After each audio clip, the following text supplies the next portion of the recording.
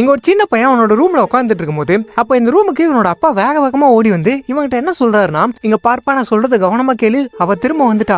Last time அவ நம்ம வீட்டுக்கு வந்தபோது நம்ம என்ன பண்ணணும்னு சொல்ற உனக்கு ஞாபகம் இல்ல, அதே தான் நம்ம திரும்ப பண்ண போறோம். இங்க என்ன நடந்தாலும் சரி நீ அவளை தப்பி தவறி கூட பாத்திர கூடாது, அவளை பத்தி யோசிக்க கூடாது. அவளை நம்ம கண்டுக்காம இருந்தா அவளே நம்ம வீட்டு விட்டு போயிருவா. என்ன புரிஞ்சுதா அப்படின்னு சொல்லிட்டு கேட்க, புரிஞ்சுதுப்பா அப்படின்னு சொல்லிட்டு இவன் பயத்தோடய சொல்றான். சரிவா டின்னர் சாப்பிடலாம் அப்படின்னு சொல்லிட்டு எல்லாருமே உட்காந்து டின்னர் சாப்பிட்டுட்டு இருக்காங்க. அப்படி சாப்பிட்டுட்டு இருக்கும்போது இவனோட அக்காவுக்கும் இவனுக்கும் அவ வரப்போறான்றதை நினைச்சு ரொம்பவே பயத்துல உட்காந்துட்டு இருக்காங்க.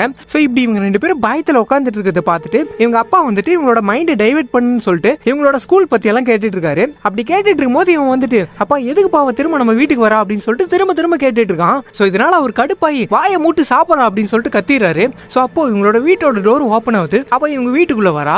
இவங்க 4 பேரும் பயத்துல உட்காந்துட்டு இருக்காங்க. அப்ப அப்பா வந்துட்டு இதை விட்டா நமக்கு வேற வழியே இல்ல, தயவு செஞ்சு அவளை மட்டும் பாத்துறாதீங்க அப்படின்னு சொல்லிட்டு இவர் சொல்லிட்டே இருக்கும்போது இவ்வளவு நேரமா அவன் சொல்லிட்டு இருந்தாங்களே அது எவன் பார்த்தா பேயாட்டுக்குது. அது இங்க வந்துட்டு இந்த பொண்ணோட ஷோல்டர் மேல கை போட்டு இங்க நின்னுட்டு இருக்கு.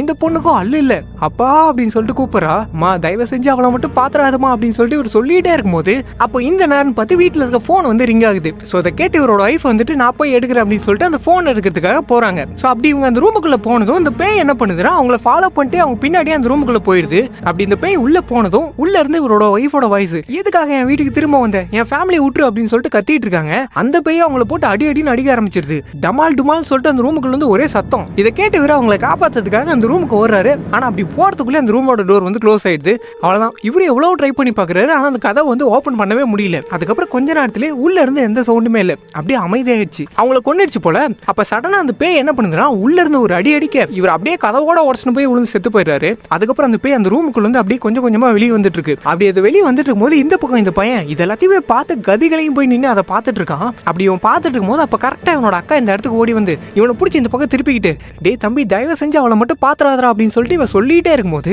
இவன் தெரியாம பாத்துறா. அவ்வளவுதான். அடுத்த செகண்டே அந்த பேய் இவளை வந்து கொன்னுருது.